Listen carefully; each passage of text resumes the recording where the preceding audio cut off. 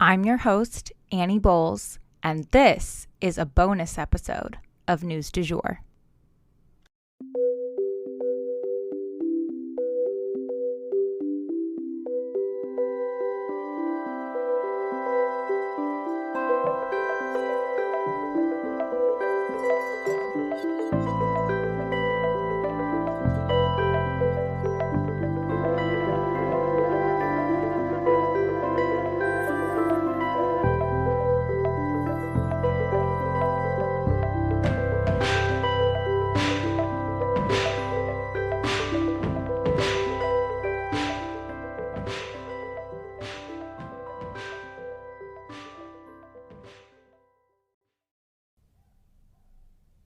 Hey, you guys, I am so excited to welcome you to a members only bonus episode of News du Jour.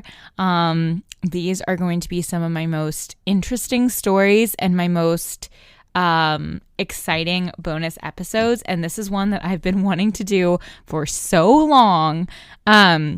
This one is about an urban legend, folklore, what have you, but it's about alligators in the sewers of New York City.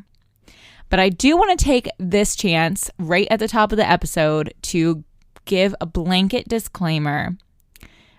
Christmas is coming up. It's right around the corner.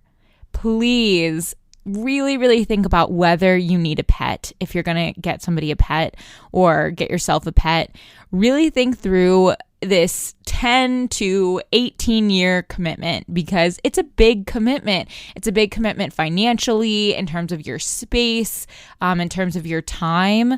So before I got Rhett, I went online and there was actually a checklist online. I don't remember. I think it was one of the major pet stores had done a checklist of like, can you do this? Can you commit this to your life? And it was kind of like a checklist of whether you're ready to have a pet, a dog or a cat or what have you. So I use that as a guideline and way of thinking about Rhett and making sure that I was ready to take on the responsibility of a dog before I got him. But you'll see that this story does feature abandoned pets, and I think that's really sad. So in order to prevent that from happening, please, really think that through before Christmas. And also, adopt, don't shop. Always. Adopted dogs are truly the best dogs. Like, you'll never have a bond like you have with a pet that you rescued. It's just a different type of relationship. But anyway, adopt, don't shop. Don't get a pet if you're not ready for one. And without further ado, we will jump into the subject of the history of alligators in the New York City sewers. So to back up a little bit, I did my last semester of high school in New York City at a program called City Term. The objective of this program was to help young adults explore themselves and learn about learning through the lens of New York City, one of the world's ultimate teachers. But during my time there was the first time that I'd ever heard about a rumor that there are these giant alligators or crocodiles living in the New York City sewers. And everyone who told me about this story, tale, urban legend followed it up with, no, it's true. The rumors are true. An insistence that this was real. So, was it? The rumors about these alligators weren't just that they were little mini gators, or that they'd had just one. The urban legend referenced even a 12-foot crocodile or alligator living down and thriving underneath the Manhattan hustle and bustle, and a bunch of them. Just imagine an investment banker stands on the subway tracks, ready to catch a train down to the financial district, and a 12-foot beast could literally be lurking behind the wall he's leaned up against. It's crazy to imagine. But when I finally looked into it for this bonus episode, to find out more and once and for all if the rumors were true, I found out that there was actually so much more to this story than that. Like, for example, the New York City sewer workers ended up having to arm themselves with guns for self-defense against these creatures. The topic has also apparently come up in TV, books, movies, all different kinds of pop culture. Namely, the 90s kids TV show, Teenage Mutant Ninja Turtles, where these mutant turtles pop out of the sewers and they actually battle against these mutant crocodiles that also live in the sewers.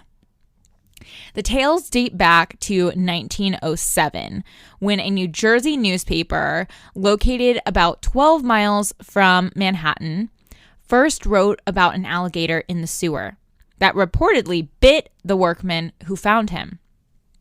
The gator was reportedly 18 inches long, and they discovered he was an escaped pet of a New Jersey government official, which really cracked me up. Apparently, when he saw the little guy in the newspaper, he was like, "That's mine." Crazy town. This turns out to be a theme, though, when it comes to these gators in the sewers. Most of them started out as household pets, but when they outgrew their cute phase and required a lot more grub and a lot more space, their owners would either try to flush them down the toilet or abandon them in a sewer drain or in a creek in the park or in the East River or the Hudson River. As we all know, humans do this with all different kinds of pets. They abandon dogs, cats, they try to drown them. You know, humans are terrible. And that's why I think it's so important to rescue pets, because there's so many who need good homes and have been through a lot at the hands of humans. But anyway, these newspaper articles about these pets gone wild kept popping up throughout the 1930s as well, with headlines like, quote, "Alligator hunt in Bronx River thrills police" in the New York Herald Tribune. And, quote, "Stalk alligator in Bronx River lair" in the New York Times. The second one was in about 1932 and reported, quote, "swarms of alligators with a 36-inch one killed in the confrontation with a few boys in the Bronx." Then in 1935, the big boy was found. He was not 12 feet, but he was an 8-foot alligator that was reportedly lassoed in Harlem. That's right, at 123rd Street and Pleasant Avenue in Manhattan. A 16 and 19-year-old boy caught a 125-pound alligator with a rope. In 1937, a barge captain even pulled a 4-foot alligator out of the East River, who reportedly seemed exhausted and did not put up a fight. All of these early alligators that were reported on in these newspapers were killed immediately because they were deemed dangerous. A man named Teddy May, who was a sewer official, did not believe that there could be gators in the sewers. But his crews were insisting that there were quote-unquote colonies of gators, including albino colonies. He even went down to check, and he was proven wrong. There were so many gators that this man, who was a sewer official, opted to arm himself and his men with rifles and went down eventually to hunt them. He went on to write the book on the subject in 1959. So there have been many sightings of these alligators throughout time since the 1930s. But the most recent incident I could find about alligators in the sewers took place in 2019, last year. A smaller sized alligator, about 2 feet long, in 2019 was found in a Staten Island neighborhood. He was in a creek that was reportedly fed by the river, which is fed by the New York City sewers. This little guy was nicknamed Charlie and given to the police to be transported by an animal care center in Brooklyn. Ultimately, I did find this story to be a really sad one.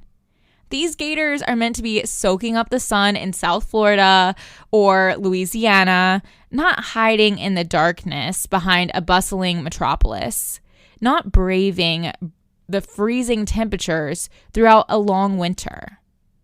Though they clearly can survive on rats and garbage and amidst the muck that humans, put into the sewers, it doesn't mean that they should be living like that. These poor creatures were brought as babies to New York City and then dumped until they were strung up by curious little boys or shot by workmen just trying to do their jobs. It's ultimately a sad story, albeit a captivating one. But the light at the end of this dark tunnel, or the dark sewer drain, is that the nonprofit Animal Care Centers of New York City, they are now rescuing these animals as they find them. They accept donations on their website. So if you are moved by this story, you can just Google them. Again, their name is Animal Care Centers of New York City, or you can just go to nycacc.org to donate. But this group has actually taken in 5 alligators in the past 2 years alone, you guys. They have field rescuers who will go out and pick up these abandoned pets and figure out the best permanent home for them.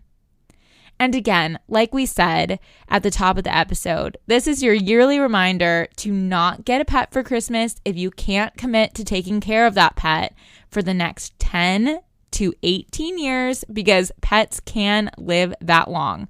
And they are your sole responsibility besides your kids, if you have kids. What will you do if they are high energy or naughty and chew up your couch? Do you have a stable enough job to take one on financially? These are the things you have to ask yourself. And as always, please, please, please adopt, don't shop. But yes, these alligators in the sewers, the urban legend, it comes from somewhere. It's real. There might not be 12-foot ones, but there was an 8-foot, 125-pound alligator pulled out of the sewers in Harlem, Manhattan. It's real. Also, I wanted to note that some people hypothesize that the reason these alligators were able to survive was because they mutated to adapt to living in the sewers over time. So that's something, or not mutated, they use that word for effect, but more like evolved. Some people say that they're blind because they never have any sunlight to see anything.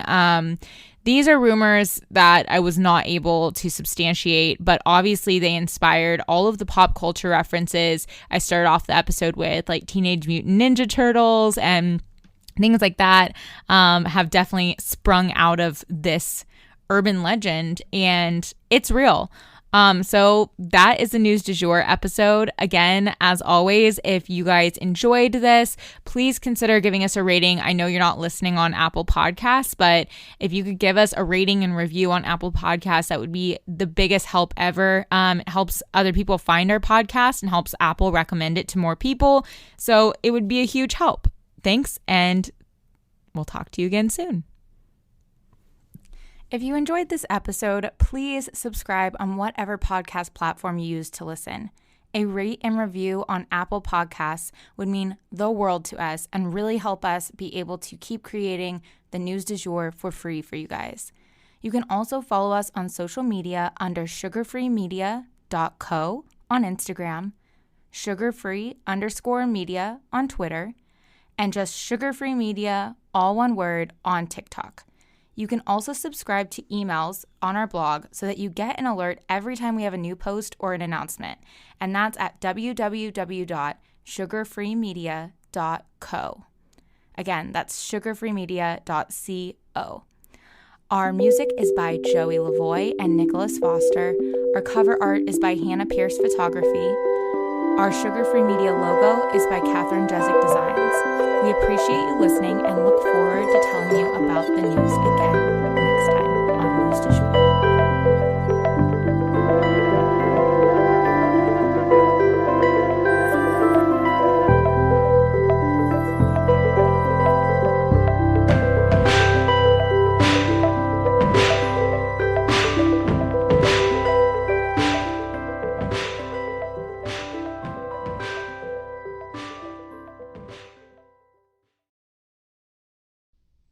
Broadcasting from Oklahoma.